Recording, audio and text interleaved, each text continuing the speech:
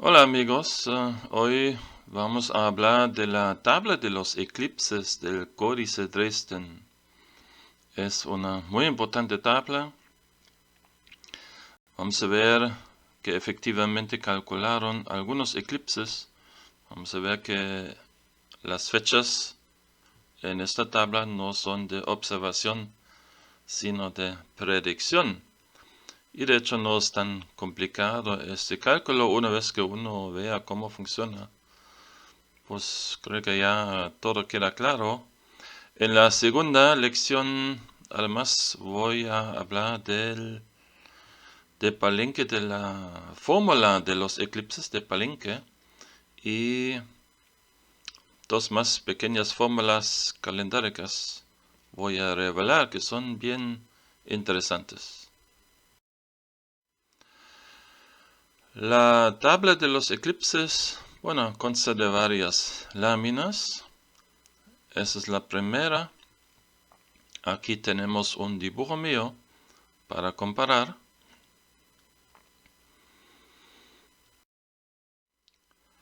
Y aquí encontramos ya el símbolo del eclipse solar encima de la figura del dios Yum-Kimil.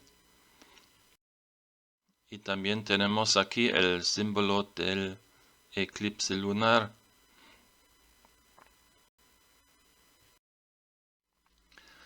La tabla de los eclipses consta de 8 láminas. Aquí vemos la mitad.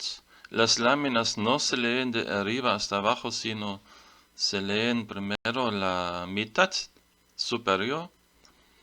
Entonces empezamos aquí a la izquierda. Bueno, las primeras dos partes son de la introducción. En la tercera lámina, ahí empiezan las fechas. Entonces vamos arriba a la derecha. Y aquí seguimos hasta el lado derecho. Después regresamos a la primera lámina.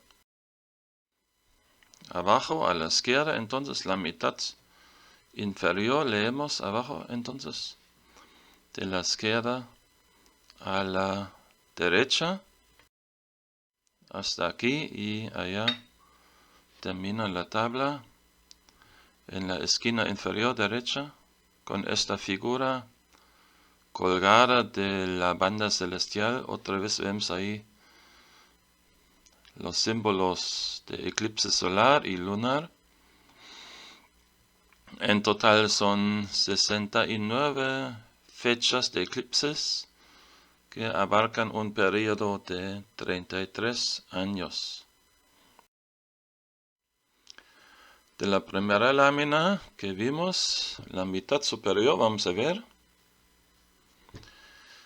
Y inmediatamente antes sería todavía la segunda lámina del lado derecho. De la segunda lámina y aparece esta fecha. Bueno, dos fechas. Una fecha escrito en color rojo, otro en negro. Y esta parte de la tercera lámina vamos a ver esas fechas. Vamos a ver cómo funcionan los cálculos. Ok, entonces, ¿qué tenemos aquí? Primero tenemos aquí la rueda calendárica de la cuenta larga del día de inicio de la fecha 0, 4 Jau, 8 Kumku, que sabemos bien corresponde a la fecha 130000. Bien, la fecha 0. Lo que sería el 13 de agosto, 3114 a.C. Mediodía, por cierto, no medianoche. Después tenemos aquí una fecha en negro, 9, 16, 4, 10, 8. Nos anotamos esta fecha y paso siguiente, lógicamente, es determinar la rueda calendárica correspondiente, porque queremos saber con cuál día del Tzolk'in se conecta este esta fecha de la cuenta larga, ¿verdad? Y si hacemos el cálculo, vamos a llegar a 12 lamat 1 muan. Y ahora vemos que abajo de esta columna de las dos fechas tenemos efectivamente este día, 12 lamat. Ok. La posición de mes 1 muan no aparece. Lo que aparece abajo del 12 lamat es otro día. Ahorita vamos a ver de dónde viene. Vamos a leer la fecha escrito en rojo. Es 9, 16, 4, 11, 3. Anotamos la fecha y aquí la rueda calendárica sería 1 Akbal 16 muan. Entonces aquí vemos, ok, muy bien, todo coincide. Eso siempre es bonito ver que funcionan las cosas. 1 Akbal entonces es la posición del Solkin, del día sagrado, de la fecha escrita en rojo. Bien. Primero vamos a determinar la distancia entre estas dos fechas. Bueno, aquí no es tan difícil. Si vemos la primera fecha tiene 1 muan, la otra 16 muan.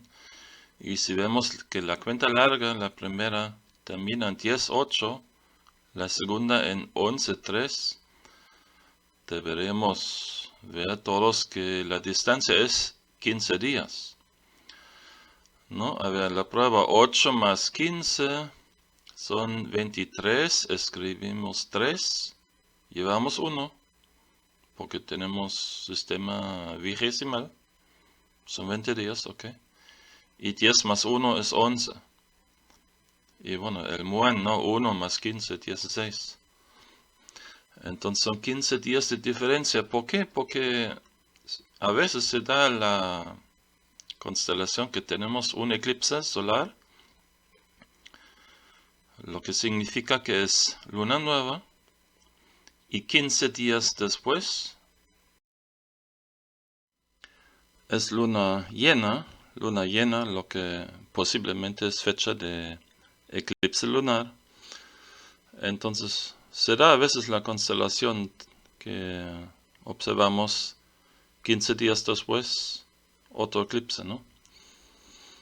Y así los mayas calculaban alternando siempre con diferencia de 15 días, ¿no? Para poder calcular todos los eclipses. Y paso siguiente que vamos a hacer, después se suma esta distancia. Este número 817 es un solo número, no son dos, un solo número en sistema posicional.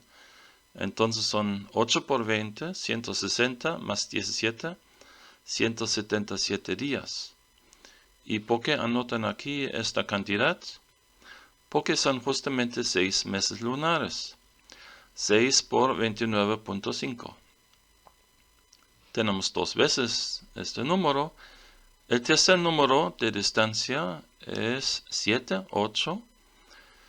Y estos son 148 días, 5 meses lunares. ¿No? Porque los mayas se dieron cuenta, ok, los 6 meses es un periodo de eclipses, pero no es tan preciso. De vez en cuando hay que intercalar 5 meses, no 6. Y si vemos más fechas, vemos aquí casi siempre este periodo de 6 meses, pero de vez en cuando aparece el de 5 meses. Los 6 meses lunares entonces son muy importantes y por esta razón los mayas tienen una cuenta lunar en las inscripciones clásicas. Aquí, por ejemplo, en este dintel 29 de Yaxchilán aparece. Bueno, tenemos aquí primero la fecha de inicio en la cuenta larga, que es 9, 13, 17, 12, 10. posición del día 8 oc. En C1 vemos 15 días desde la llegada de la luna. Edad de la luna, prácticamente D1 quiere decir ha llegado. Y en C2, ese es el glifo de la cuenta de los meses lunares. Aquí estamos en el quinto mes lunar. Los 6 meses, de hecho, también aparecen en el Popol Vuh. Creo que eso no lo saben muchos. Hay un episodio de una joven Ixquic y se embaraza por la acción del dios del maíz sacrificado, ¿ya? ¿No? Está su cabeza en el árbol, se convierte en fruta, habla con la joven, le escupe en la mano, se embaraza.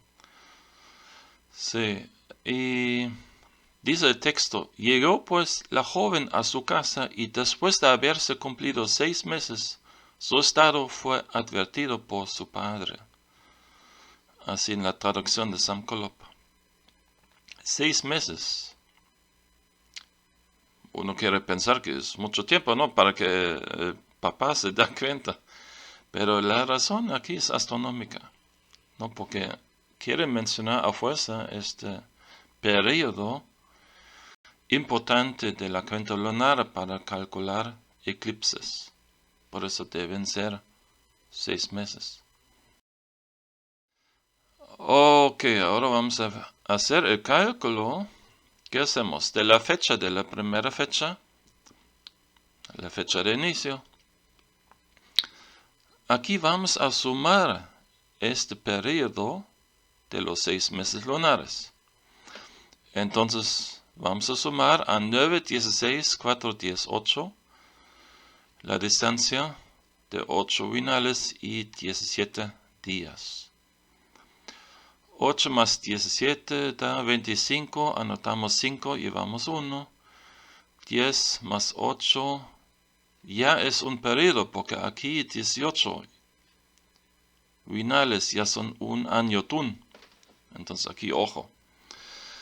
Entonces aquí ya estaremos con 0, habíamos llevado 1, entonces anotamos 1, llevamos 1 otra vez, y 4 más 1 da 5. El resto es igual, entonces si calculan bien deben llegar a la fecha 9, 16, 5, 1, 5. Y otra vez vamos a calcular la fecha de la rueda calendárica. Ya lo tengo ahora en mi página de lacambalam.de. Está gratis, si van ahí donde dice tesoro, aparece un punto cálculo del calendario maya. O si quieren ir a la página de FAMSI en Google, solo pongan FAMSI y en inglés date conversion aparece ahí. Pongan la constante de correlación astronómica 285, que es la única correcta, pero ahí tienen, si la abren, aparece todavía la falsa de 283, 2 días antes. Bueno, no nos concierne si nada más quieren calcular la rueda calendárica, calendar round en inglés, como dice. Ponen aquí la cuenta larga, 9, 16, 5, 1, 5, y aparece aquí 7 Chicxan 13 sec. Aquí más grande. Esa es la información que estamos buscando.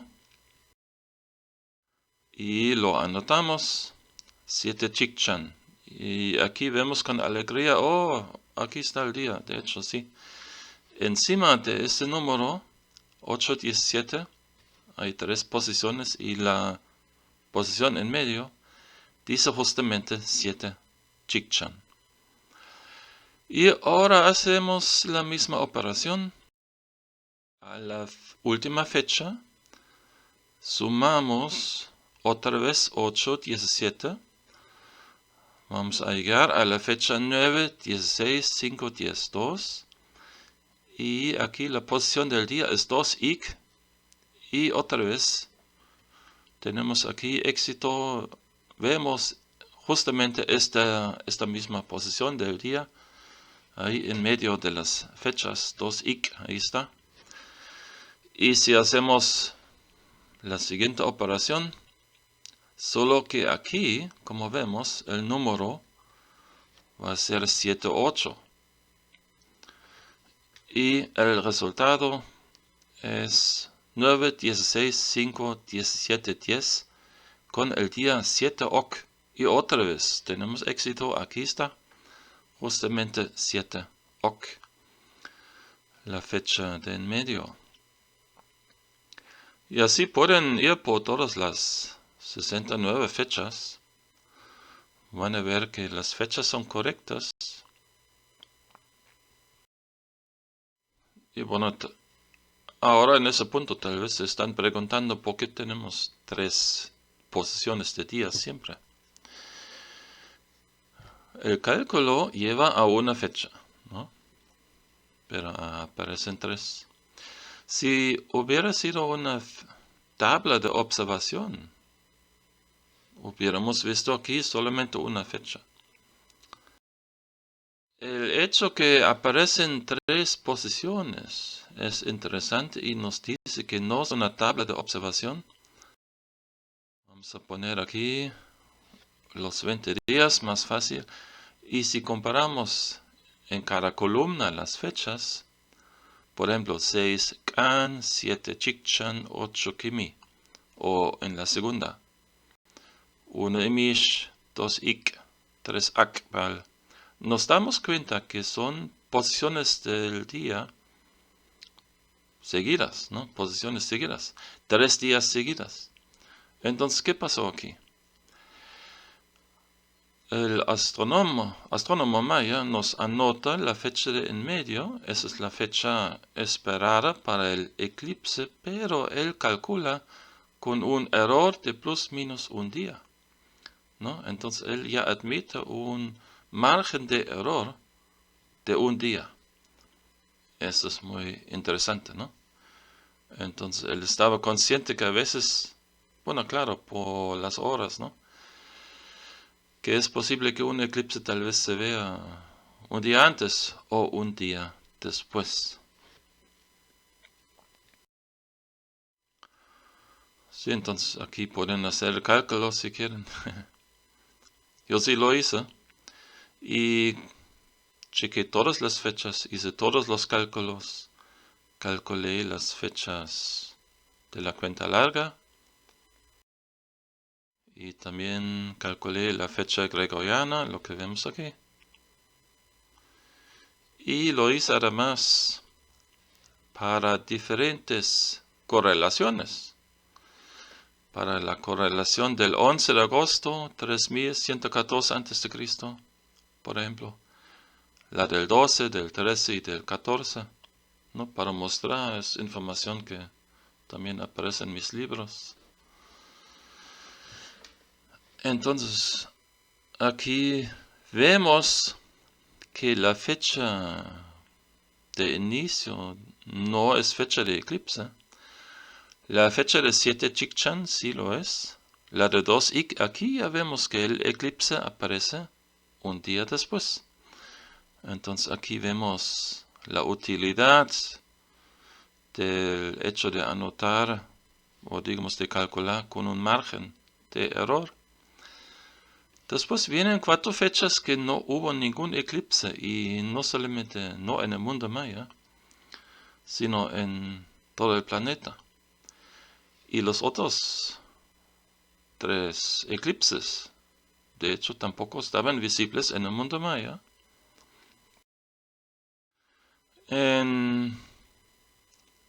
Aquí si amplío la tabla, aquí ven que tengo 2 tamaños diferentes del eclipse solar, del símbolo del eclipse solar.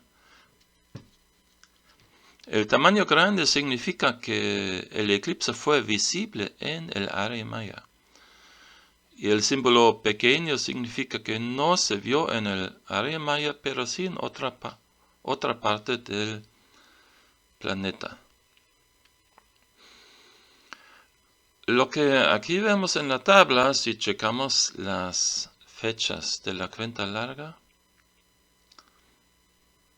es que hubo una fecha interesante que es 9-17-000.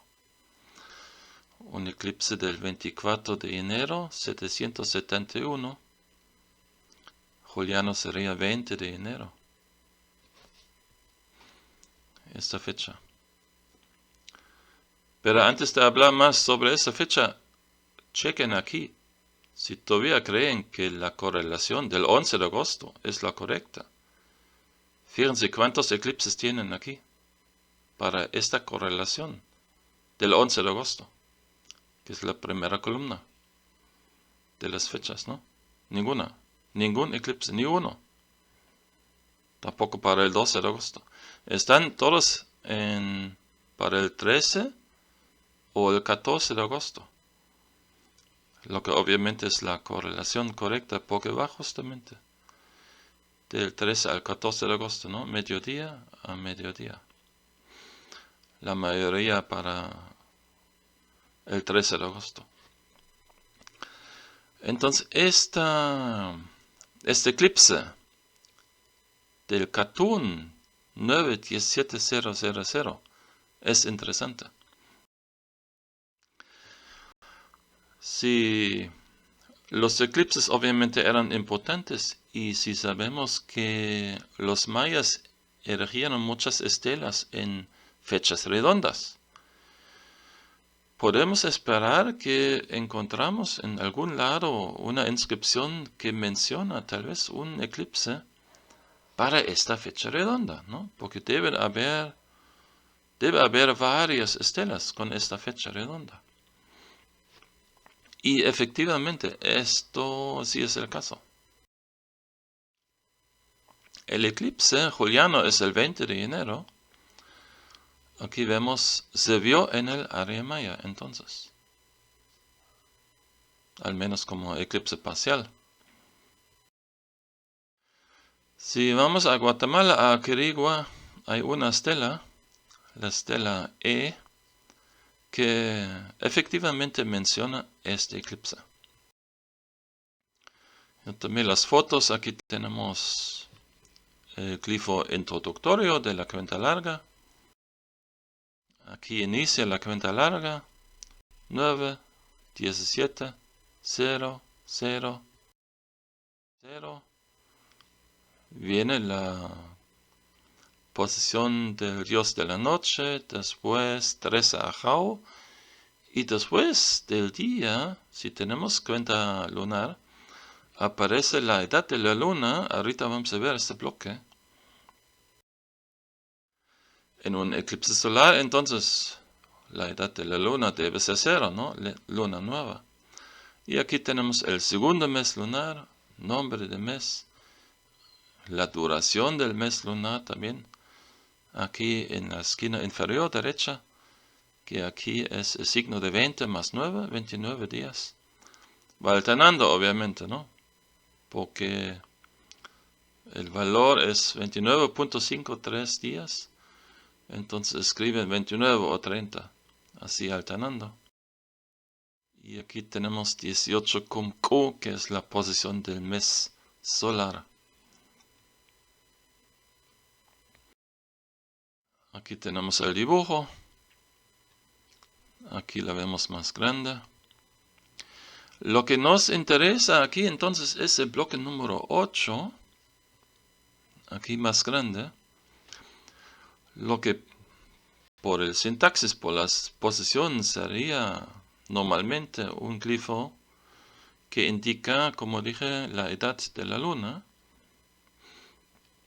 Y aquí vemos, muchos van a reconocer la parte derecha, que es Chan, el cielo, o Can en yucateco. Y la parte izquierda es curiosa, es una boca abierta. Bueno, eso es un glifo que también aparece en la cuenta larga como Winal, ¿no? 20 días. Pero aquí tiene la particularidad que tiene un círculo adentro. Y esa variante solo la tenemos aquí en Quiriguá, en esta inscripción. las fauces, la boca abierta, aquí en este caso yo diría que representa la boca de un jaguar, porque es justamente lo que sabemos de las leyendas mayas, de las lacandones, por ejemplo, que tienen leyendas que dicen que durante un eclipse un jaguar gigantesco, invisible para nosotros, se traga al sol. Y lo bonito es lo que me gusta, que todavía tenemos en yucateco esta expresión, uchipilquín, una mordida al sol, lo que sería un eclipse parcial, ¿no? Si de este círculo solar, que los mayas también observaron con obsidiana, ahí se puede observar sin dañarse la vista. Y durante un eclipse se ve que falta una parte, ¿no? Entonces el jaguar le dio una mordida. Me encanta esta imagen. Bueno, eclipse solar, entonces se tragó completamente el sol, ¿no? Y encontramos en las leyendas de los lacandones, por ejemplo, este relato traducido por Didier Boremans en su libro Cuentos y Mitología de los Lacandones. Dicen los lacandones: la primera vez Hatchikium destruyó el mundo por el viento, el fuego y el agua, por el diluvio. Después lo destruyó provocando el eclipse del sol. La tierra se hallaba ya sumida en la oscuridad. Hacía mucho frío. Los jaguares rugían. El mundo terminaba. Los jaguares rugían en el cielo. Los jaguares rugían en el bosque. Los jaguares rugían en el inframundo. Había multitud de jaguares. Eran los jaguares celestes los que iban a devorar a la gente. Los humanos iban a morir. Oían gruñir a los jaguares de muy cerca. Lo que vemos aquí entonces es que obviamente los eclipses son temidos. Bueno, eso lo sabemos de todas las culturas antiguas, ¿no? Y hoy todavía, claro, es muy impresionante, ¿no? Un eclipse solar, si es total, sobre todo. Claro, se espanta uno, incluso hoy que sabemos el mecanismo, que simplemente porque la luna se encuentra justamente en la línea entre la Tierra y el Sol, pero aún así siempre es un evento muy impresionante. Entonces los eclipses, y claro, anteriormente estaban muy temidos y surgían estas explicaciones, estas imágenes de monstruos que se están tragando al sol, ¿no? Muy bien, esto ya fue la primera lección